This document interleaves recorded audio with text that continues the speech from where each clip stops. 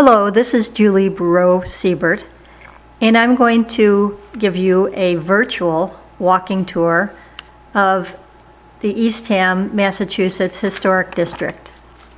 But first, a little bit of history. Europeans have been coming to Eastham since the 1500s. In the period before European settlement, Cape Cod was covered largely by pine oak forests, interspersed with smaller areas of hickory, beech, red maple, and birch. In the 18th and 19th centuries, much of Cape Cod consisted of open heathlands and grasslands, created and maintained primarily by the agricultural practices of early settlers that included cutting, grazing, and burning. In 1620, a group we call Pilgrims arrived in Provincetown, traveled to Eastham, then settled at Plymouth Colony. As Plymouth became crowded, 7 families negotiated with the Nausets, the Native Americans, to share what is today Orleans, Eastham, and Wellfleet. For some time, the colonists there had considered moving the colony to a better location due to the straightness and barrenness of the land at Plymouth. In 1644, serious consideration was given to moving the colony, and what was then called Nauset was a prime option. After deciding that Nauset was too small and remote, the idea was abandoned. But 7 freemen and their families set out to establish a new town in that location. These freemen were Thomas Prince, Nicholas Snow, John Doane, Edward Bangs, Richard Higgins, John Smalley, and Josias Cook. With their families, the entire town consisted of 49 persons. For reference, the Eastham 2010 census population was 5,000. On March 3, 1645, the General Court of the colony granted to the Plymouth Church, or those that go to dwell at Nauset, the lands from the purchasers' bounds in Namscakett, now Brewster, to the Herring Brook at Billingsgate. On June 7, 1651, the General Court ordered that the name of the town Nauset be changed to Eastham. The separate town of Wellfleet was established to the north in 1763. For 152 years, the southern tract of land existed as a portion of Eastham, being referred to as the South Parish or the South Precinct, that eventually became Orleans in 1803. Remember, I noted earlier that in the 18th and 19th centuries, most of Cape Cod was totally deforested. And you will note this beautiful view of downtown Eastham from around 1900. Please notice the lack of trees. Here's our route map. We're going to start at the Windmill Green and proceed north on the sidewalk along Route 6. We'll go into the historic district. We'll see the historic homes and the original town center. We'll then turn on Mill Road, passing by what used to be the Eastham train station, and we'll arrive back at the Windmill Green. The windmill you see is the oldest existing structure in Eastham, but its early years were spent elsewhere. Built in Plymouth in 1680, it was ferried across the bay to Truro in 1770 and moved to Eastham in 1793, to where the Salt Pond Visitor Center now stands, and then to this current location in 1803. The windmill, which was used to grind corn, is still operational today.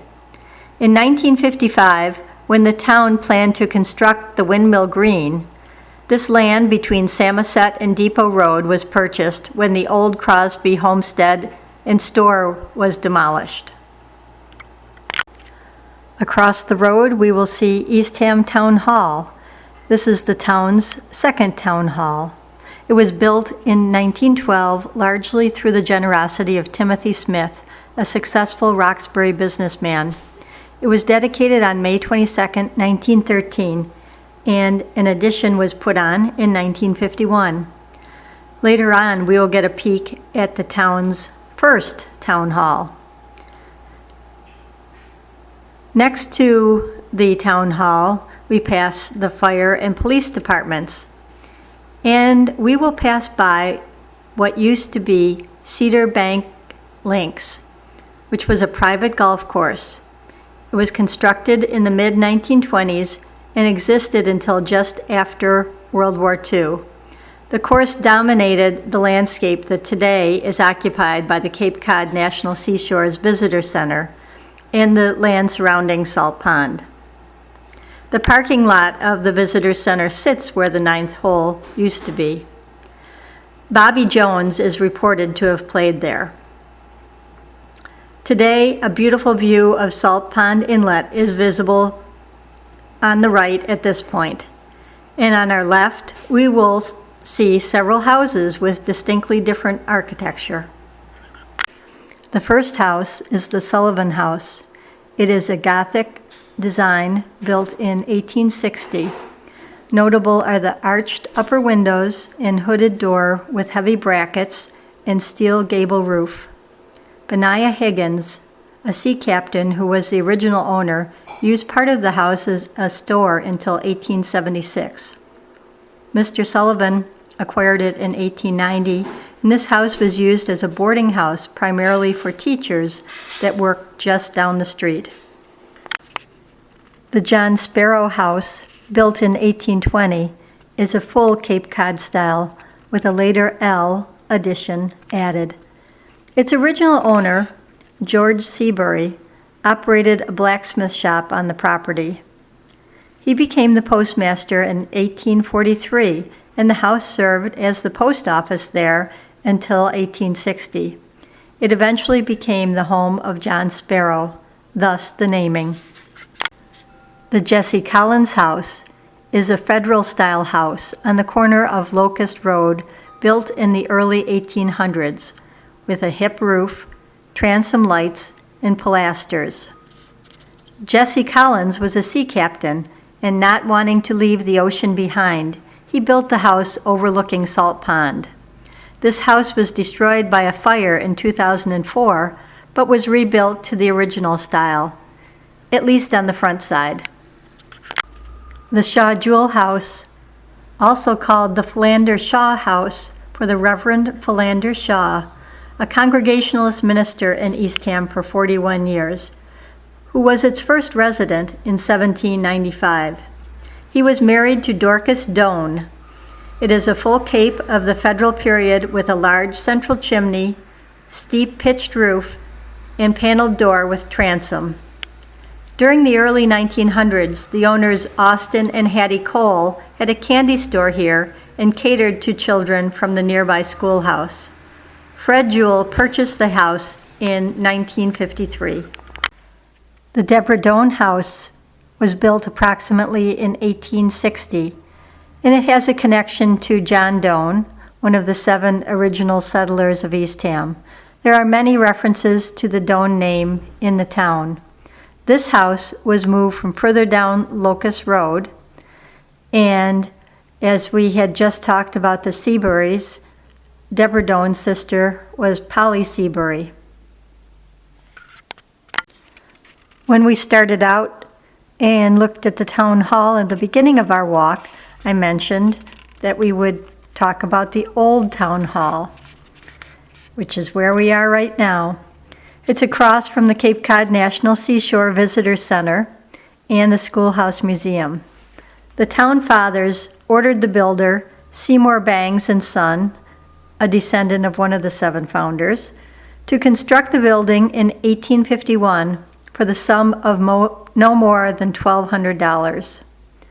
It was used for many activities, including school classes for several years, and used to have a small stage of sorts in the rear part. John H. Smart, who came to Eastham from England to work for the French Cable Company, bought the building and remodeled it to use as a residence. And again, across the street, you can see the 1869 schoolhouse, which is now a museum. Remember earlier, we talked about how teachers roomed at the Sullivan House and how school children bought candy at the Shaw Jewell House. Well, the 1869 schoolhouse was originally the one-room Central Grammar School, and it still stands on this site. In 1900, two other schools in the north and south end of town were moved on rollers and added to the central school as wings.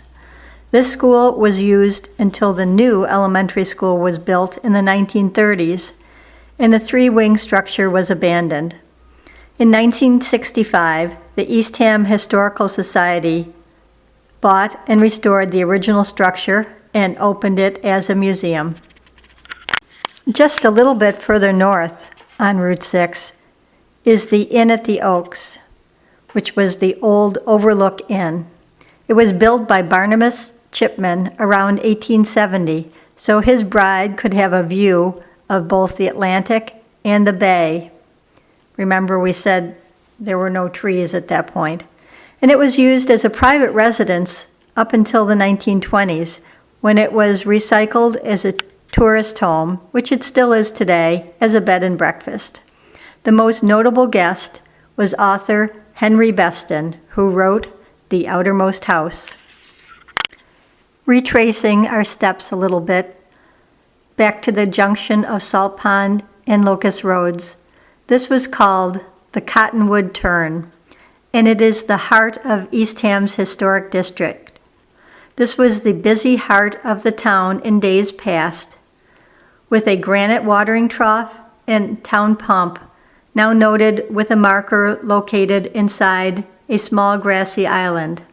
The town pump is long gone, and the trough has been moved to the Windmill Green. You still can see an old cottonwood tree located at the corner of Locust Road. This part of the road was the Old King's Highway, built in 1720.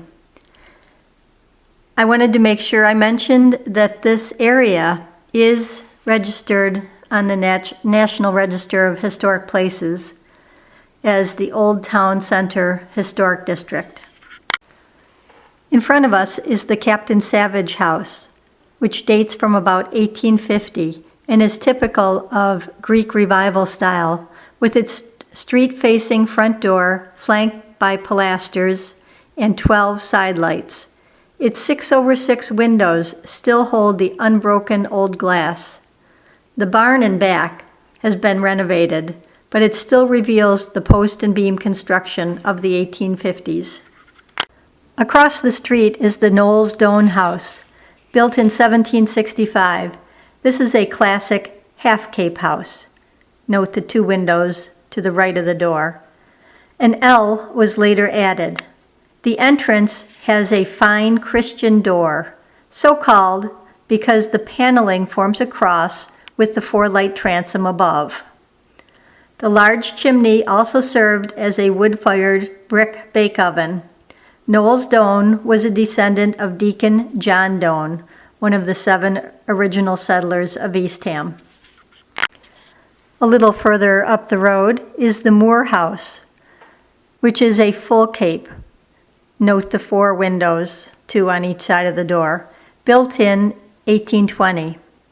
It has been extensively altered with an L, shed dormers front and rear, and asphalt shingles and vinyl siding. Interesting, this was originally a Sears and Roebuck house, most likely carried to Eastham on the railroad. Across the road is the John Knowles House, erected in the late 1700s when the front section was built. It is told that the rear section was built in 1672 in Plymouth and later barged over and attached.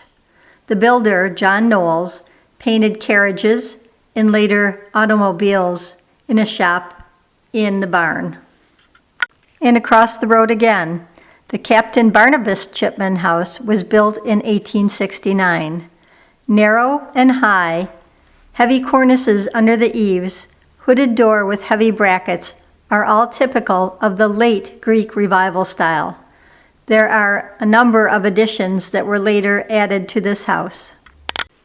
Proceeding down Mill Road, which is a tree-shaded road with light traffic, we'll take a walk parallel to the old railroad track, now a bike path.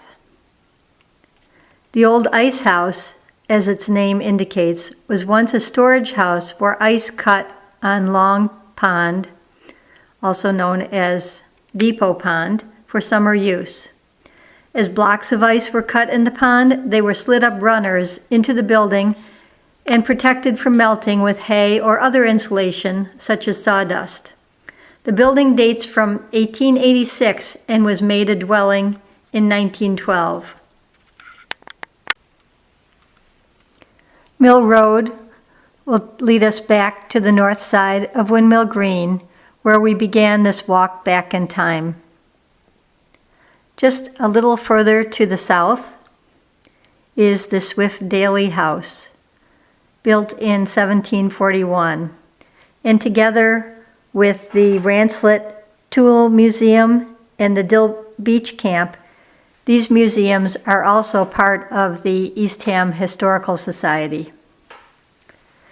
After your tour today, I hope that while traveling down this portion of highway, you will think of the houses and the rich legacy their former occupants left in this town. Thank you very much. All photos and narrative information are from the archives of the Eastham Historical Society.